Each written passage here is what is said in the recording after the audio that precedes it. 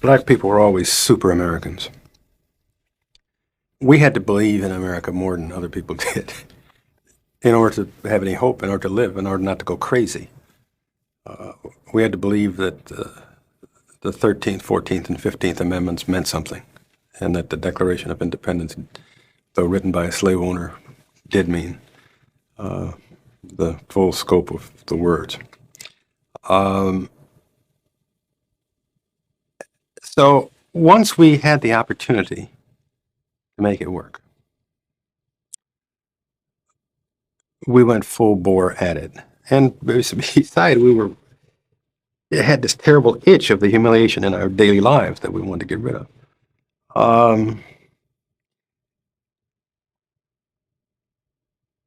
But we also had something else, and that was a very powerful faith in the decency of white people.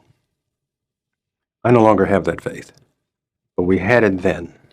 And that was, if we can only demonstrate to white people how rotten this system is, most of them will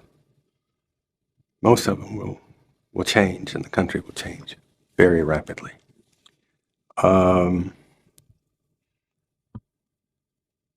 I think that gave us our discipline, that faith, both in the country and in the decency of white people. White people owned everything. They owned they owned all the payrolls, and they owned all the cops. They owned all the criminal courts. And the ownership of the country is a great enforcer.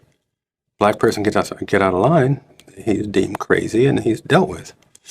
Sometimes he's killed. Sometimes he's sued for he's prosecuted for tax evasion.